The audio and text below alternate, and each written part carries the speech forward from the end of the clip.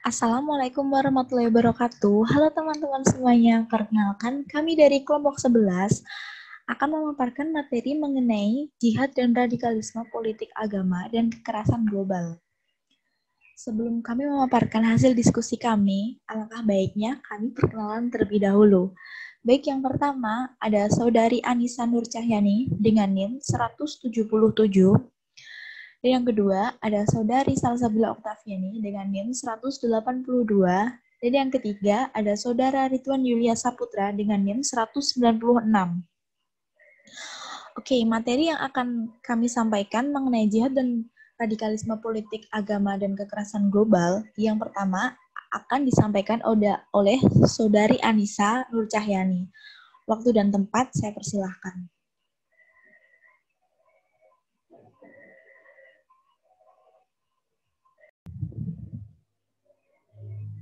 Yang pertama, di sini saya akan menjelaskan tentang jihad. Jihad selalu dipahami sebagai peperangan. Tidak ada makna lain selain peperangan itu sendiri. Untuk memperkuat pendapat ini, maka Ibnu Hajar radhiyallahu anhu berkata bahwa definisi jihad adalah mencurahkan semua kemampuan dalam rangka memerangi orang-orang kafir. Yang kemudian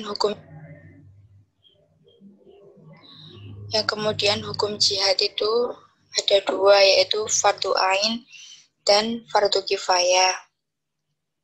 Bisa dikatakan fardu ain itu karena ada syaratnya. Yang pertama yaitu Islam, yang kedua balik, yang ketiga berakal, yang keempat laki-laki, yang kelima yaitu tidak cacat. Yang kemudian yang bisa dikatakan fardu kifayah itu memenuhi syarat. Yang pertama itu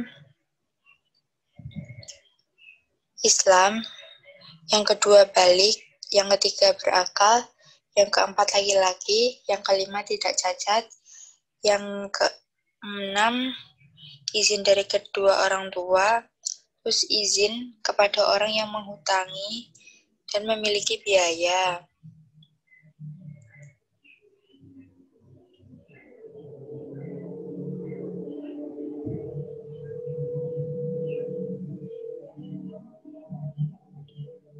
Kemudian sasaran jihad itu antara lain orang-orang musyrik, orang-orang ahli kitab, orang-orang yang melakukan bugot, orang-orang munafik, dan orang-orang yang murtad. Kemudian waktu pelaksanaan jihad itu sebenarnya itu tetap berlangsung hingga hari kiamat itu tiba di bawah pimpinan orang yang baik maupun orang yang fajir, dan tidak boleh menantinya dalam hal maksiat kepada Allah. Strategi jihad bila dilaksanakan dengan cara terbuka maupun dengan cara menyusup ke serangan musuh untuk membunuh mereka, meskipun bisa berakibat dirinya sendiri bisa ikut terbunuh. Global jihad. Implementasi ideologi radikal dapat dilihat dengan adanya sebuah gerakan yang disebut dengan global jihad. Global jihad erat kaitannya dengan gerakan Islam transnasional. Meski tidak menjadi monopoli umat Islam, ini disebabkan karena diyakini sebagai agama yang universal. Untuk selanjutnya akan dilanjutkan oleh Mbak Salsabila. Baik, terima kasih oleh Saudari Anissa atas pemaparannya. Berikut saya akan melanjutkan mengenai pemahaman jihad itu sendiri. Jadi sebenarnya jihad itu apa sih? Atau pemahamannya itu gimana sih? Karena jihad ini bisa dikatakan salah kaprah apabila pemahamannya itu tidak sesuai dengan yang dimaksud jihad itu sendiri. Banyak orang-orang yang sebenarnya dia itu masih dalam tanda kutip masih belajar agama, sehingga mereka itu memiliki paham yang berbeda dari apa yang dimaksud jihad itu sendiri. Jadi konsep-konsep yang sudah dijelaskan oleh Mbak Anissa tadi mengenai jihad itu sendiri adalah saya di sini akan menjelaskan tentang pemahamannya dari segi garis besarnya saja. Jadi jihad itu tidak melulu mengenai sebuah perang, yang mana jihad ini sendiri malah dipahami oleh segelintir orang atau sebagian orang mengenai aktivitas yang melakukan sebuah tindakan represif kepada sekelompok orang atau suatu kaum yang dianggap zolim ataupun yang lainnya, sehingga mereka itu dengan mengatasnamakan jihad, mereka itu bisa memerangi seenak mereka untuk memberantas kezoliman menurut mereka. Selanjutnya, jihad itu tidak melulu menggunakan kekerasan. Jihad itu sebenarnya apabila orang yang mengerti tentang pemaknaan jihad sebenarnya tidak cenderung dengan sebuah kekerasan, karena jihad ini juga bisa dimaknai pada aktivitas di dalam bidang-bidang selain perang. Mereka juga terkadang mencemooh siapapun yang berpendapat bahwa jihad tidak harus berkaitan dengan perang. Pemahaman tersebut biasanya mendorong seseorang untuk melakukan sebuah tindakan-tindakan teror dan pemikiran yang radikal kepada mereka yang dianggap kafir, seperti itu. Terlepas dari itu, sebenarnya jihad itu untuk apa? Jadi jihad itu semata-mata hanya untuk memelihara perdamaian, keamanan, dan juga kesejahteraan umat. Lebih dari itu, hanya untuk membela diri serta menolak tindak ataupun tindakan aniaya dari pihak musuh. Di samping itu juga memang untuk semua umat muslim ataupun non-muslim, sehingga mereka dapat dengan leluasa menjalankan ajaran agamanya masing-masing. Seperti itu. Oke, selanjutnya saya akan membahas mengenai radikalisme.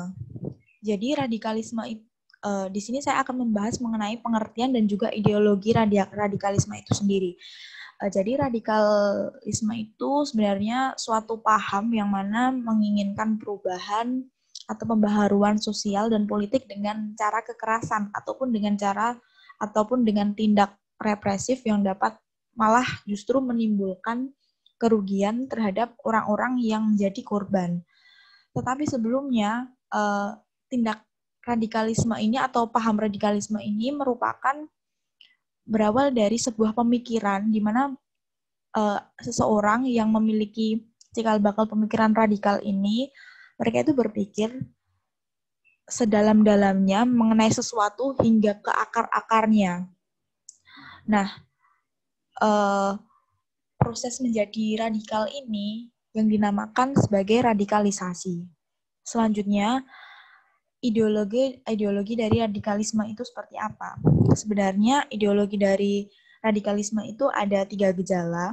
Menurut Fathur Rahman Gufron, yang pertama, merespons terhadap kondisi sosial politik maupun ekonomi yang sebagaimana sedang berlangsung di dalam bentuk penolakan dan perlawanan. Hal ini terutama pada aspek ide dan kelembagaan yang dianggap bertentangan dengan keyakinannya. Lalu yang kedua, penolakan berlanjut ke arah pemaksaan nih. Nah, pada tahap ini adanya pemaksaan kehendak untuk mengubah keadaan secara mendasar ke arah tatanan yang lain sesuai dengan cara berpikir yang mengarah kepada nilai-nilai tertentu, semisal agama maupun ideologi lainnya. Selanjutnya yang ketiga nih, menguatkan sendi keyakinan mengenai kebenaran ideologi yang diyakininya paling benar. Jadi yang ketiga ini, sendi-sendi keyakinan mengenai kebenaran ideologi yang diyakininya lebih unggul daripada yang lain. Jadi ideologinya itu lebih unggul daripada ideologi yang lain. Keyakinannya terhadap ideologi yang paling benar ini kemudian yang menimbulkan perasaan bahwasanya kelompok radikalisme terpilih di antara umat agama lainnya itu guna melakukan apa yang mereka sebut sebagai misi suci. hal ini itu dikuatkan dengan adanya anggapan bahwasannya para radikalis itu telah memiliki keabsahan yang kuat atas apa yang mereka lakukan, seperti itu. Oke, cukup sekian penjelasan dari saya. Selanjutnya saya berikan kepada Saudara Ridwan Yulia untuk menyampaikan pendapatnya.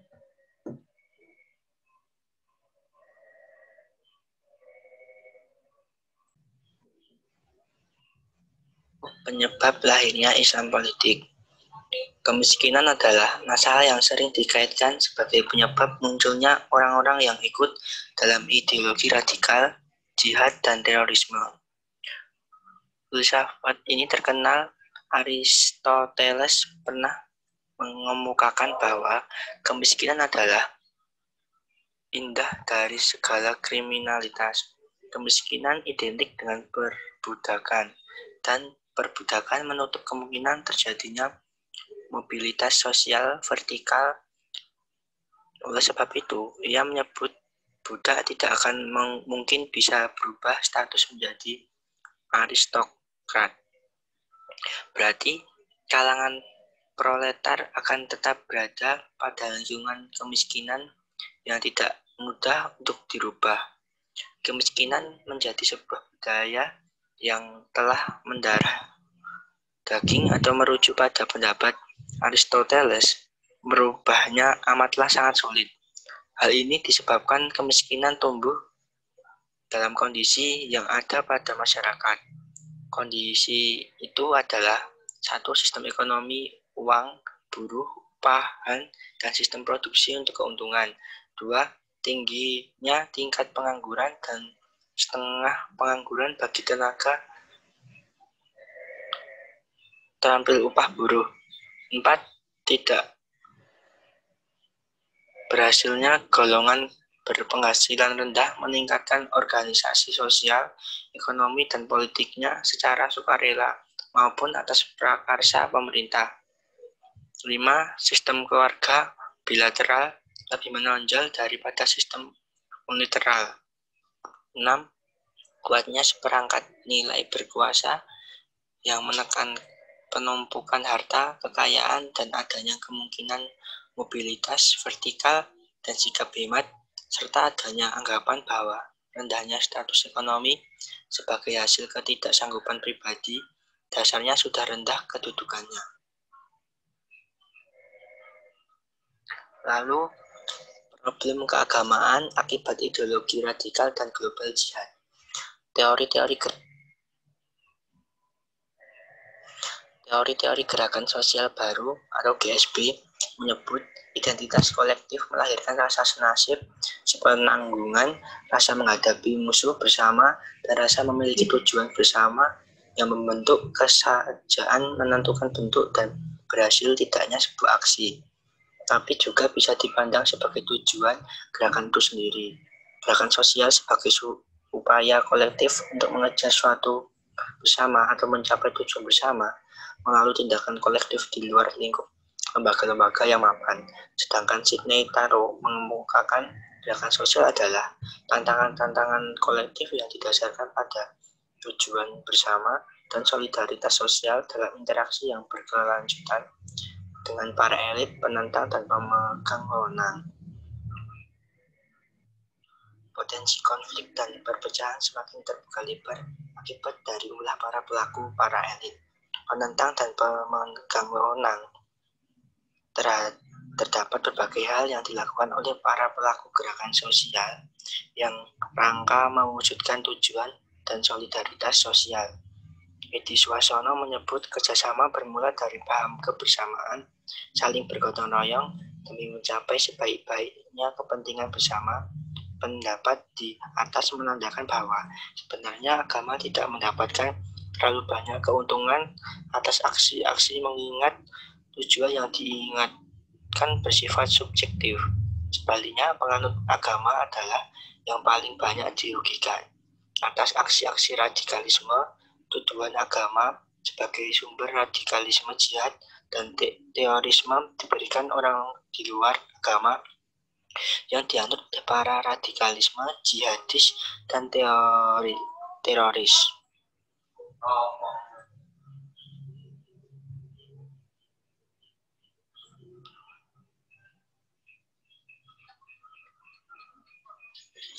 Lalu membendung arus radikalisme politik global.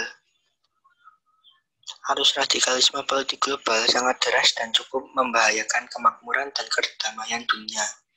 Oleh sebab itu, secara teoritis muncul beberapa analisis yang menawarkan upaya membendung arus deras radikalisme politik global yang mengerikan itu. Max R. Woodward menyarankan agar menutup akses terhadap media massa seperti internet, surat kabar, ataupun media lain yang dicurigainya berbau radikal, atau paling tidak dapat menyulut radikalisme global di berbagai belahan dunia ini. Pendapat ini kemudian dipatahkan sendiri dengan mengatakan bahwa langkah tersebut bukanlah cara yang benar, sebab informasi ini tidak akan bisa dibendung. Kemudian ia lebih lanjut menawarkan dua cara yang bisa dilakukan untuk membendung arus deras pengaruh globalisasi politik dan radikalisme Islam bagi Max R. Woodward. Agaknya pendidikan agama merupakan akar dalam membangun revolusi sosial dalam membendung radikalisme politik global.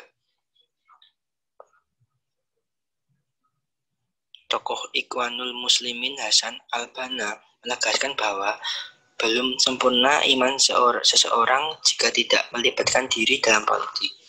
Bahkan hijrahnya Rasulullah merupakan peristiwa politik paling awal sampai membentuk komunitas sebelum kemudian menjadi negara Islam pertama. Sikap politik sekularistik yang mana tindakan radikalisme politik global hanya dapat hanya sebagai lip service belaka yang hanya bersifat pencitraan, tidak sejalan antara ucapan dan tindakannya. Karena pandangan politik Amerika dan Barat itu jelas sekali menolak gagasan tentang petunjuk politik dari pemuka agama, sejalan dengan prinsip pemisahan gejala-gejala yang belakangan dipahami sebagai paham sekularisme.